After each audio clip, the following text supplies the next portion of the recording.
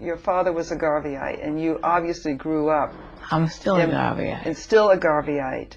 But do you remember the speeches that your father would make about Marcus Garvey? Every Sunday, the children of that community went to the Universal Negro Improvement Association to improve. We'd go to the beach. That was Marcus Garvey's organization. Yes. Yes. And I can remember all the speeches. The very first thing I remember, my father says, that I engineered it, but I know he did, was a speech on the stage of that organization when I was 3. 3 years old. 3. And it was about the beauty of black women. Oh. And he got it from the Crisis. Oh, the NAACP magazine. Yes. And he taught me. I can't remember all of it, but when he was dying, he called the secretarial staff over from our school.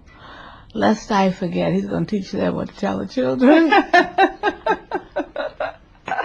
When you were working, when you started working at age 11, was it difficult to find work? No, because you're a curio.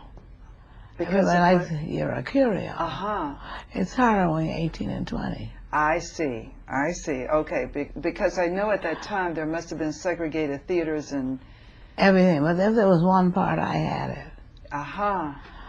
Because I was a curio. I see. But then when you get to be a black girl who's 20 to 30 years old, then it's different.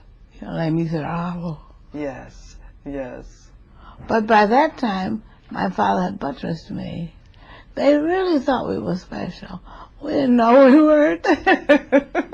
Well, in those days, we used to do platform reading at Chautauqua. Yes. And all that sort of.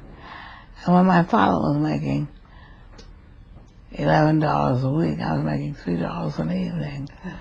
So I was really royalty. My goodness.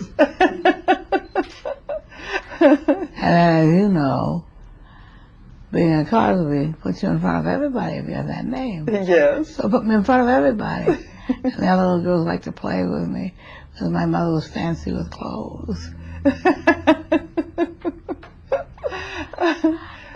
In my time, black skin was despicable. But I didn't know that that was true because my father had told me we were queens and kings in Africa. And we know all about Timbuktu, we know all about this, we know all about that. He was an African. He was an African man. Very rooted in his blackness. Very rooted. I never had a white dog to play with. Yes. Yeah. Even then, your parents seemed to know what it meant to be proud about yourself as a black person. Very important. Yes. You know how black people talk about good hair. Yes. He said, what's wrong with your hair? Does it hurt your head? Good for your parents. But that's the strongest thing I ever got in my life, a sense of self. Yes, I was the prettiest kid. I was the smartest kid. I was the nicest kid. I mean, your children were all right. Yes. But my mother's children. Yes. There's nothing wrong with yours. All right, top of the line.